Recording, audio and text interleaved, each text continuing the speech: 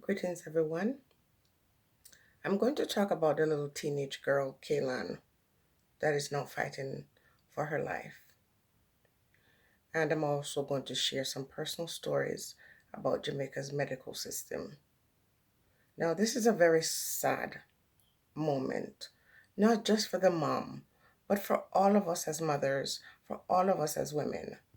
It is really a sad situation, but it's not very surprising because, again, the country, Jamaica, that I left 30 years ago is not the same.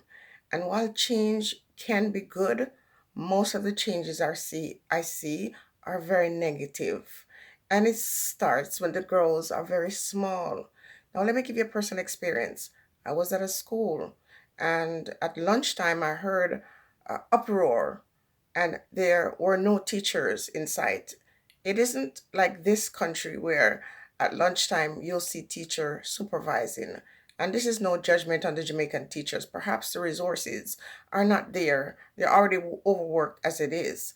But in this case, there were obvious disturbance going on at lunchtime. And when I went to check, I saw two girls fighting, and one girl was on top of the other girl and banging her head in the desk, banging her head. And as it bleeds, I saw children watching and jeering them on. I couldn't believe what I was seeing. I tried to part them, but I couldn't manage these two girls, so I went for help. And when I went to speak to a senior teacher, she brushed me off. She says, "Oh, it's commonplace. It's That's how they are." After the event finished, and I spoke to the principal, he said, "This culture is bloodthirsty." It was shocking to me because I didn't know that Jamaica. He said, "This is bloodthirsty." That was one incident. Another occasion, I saw a boy, uh, you know, took out his pen and stabbed another student, and the kids were cheering. So, what I'm saying is, it's the culture, it's the new Jamaica. Let's keep it real. Now, the story that I have to share about the medical situation is that I was in Jamaica, bought one of those pregnancy kit, and it was positive. And so, you want to verify it. I went to the doctor's office, and when I got there, they asked me to urinate in a lid that came from a soap. Do you know your liquid soap? That lid that you use to measure the soap when you're washing? That's what I urinated in. That's where they tested to see if I was pregnant. And when I was done, I threw it out and they rinsed it out and they used it again.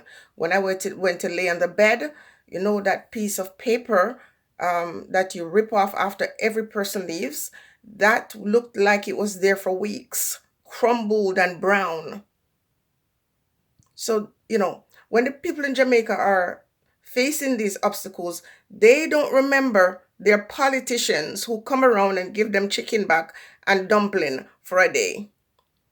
These ones who claim that they want riches for the nation um, are not talking about riches for their own people, because they can fly out, they can go to any hospital, them and their family. They have no interest or no belief in their own medical system. And any country that has its, leaders or its diplomats that when they're ill, they turn somewhere else.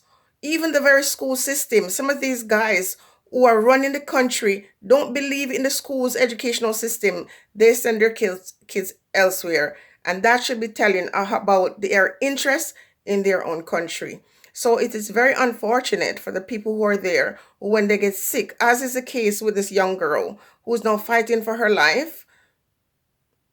I'm not saying the injuries she sustained elsewhere, she wouldn't succumb to them, but at least she would have had a fighting chance. Now, as for these girls, every single one of these girls, women, should be arrested. I'm not talking about waiting for trial. Every single one who, whether those who started an argument or those who got involved in the fight, every single one of you women should be arrested and no bail. No bail, because this poor mother now faces her worst nightmare. Her worst nightmare. Her daughter went out and is now on life support. That's the nation. That's the beautiful Jamaica. This is what it's become. People are very mean spirited, very cruel. I've been to Jamaica and I've seen girls, young girls, the jealousy and of these young people. I don't know what's going on. I see girls look at me from toe to head, up and down, with dirty looks. And I would say to another adult, why is this girl looking at me like this? I don't know her. She says, oh no, she's admiring you. I said, admire me with such a dirty look? I confirmed that because after one incident, one of the kids said to me, oh, you always look so nice. But the look she used to give to me when I walked through the hallway was not very nice. So they could just be jealous of this young girl. They could see she's ambitious and they could attack her just because of that. You can get killed in Jamaica because you're ambitious, because you're beautiful. Again, I've seen girls in the school, several of them in gangs, uh, about to beat a girl on her way home from school. And when I called out to them, I'm like, why? Why are you ganging up on this girl? They says, oh, she thinks she's nice because she has long hair. That used to happen to me. So it's not a new thing. It's just gotten worse. Because when I was in high school, I remember this in my home economic class. The girl cut a big plait of my hair, chop off one plait of my hair, saying that because I have long hair, I think I'm better than her. Me, I don't even talk. I can't fight. I stay out of trouble. So this, jealousy, and in Jamaica, as they would say, the bad mind is too real. To the mother of this young girl, I empathize with you. And I'm wishing and hoping all the best despite that negative prognosis. I hope she pulls through. But at this point, it seemed her only chance is if, you start a GoFundMe and people give you money to fly her out to Miami, where the rich guys go, where the politicians in Jamaica go. Because they don't use the Jamaican healthcare system. That's why they don't care about it. But I guarantee you, one day something is going to happen. There will be an emergency and they will not be able to get on a flight. And when one of their loved ones die or they die, the others will use that as a marker. They will not always have the opportunity to fly out. And any day one of them who deem themselves to be important or their loved ones die, they'll think twice about the Jamaican healthcare. They're not interested in taking care of the well-being, whether it be physical, mental, or spiritual well-being of the Jamaican people. Therefore, they're not going to invest any money in the healthcare system, period. The situation you see is only going to get worse, unfortunately, because the people are on the lowest frequency. When it comes to negativity, that's what they're drawn to. Just take a look around you.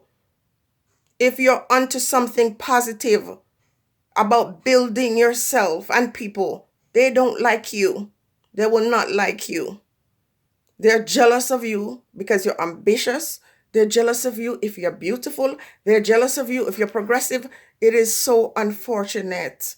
And so in this scenario, these tough back, rusty women who should be out there trying to figure out how to improve their lives took this little young girl and brought her to this point where we don't know if she's going to make it. Prison. Immediately. Catch them and lock the key and throw it away. Stay blessed, everybody.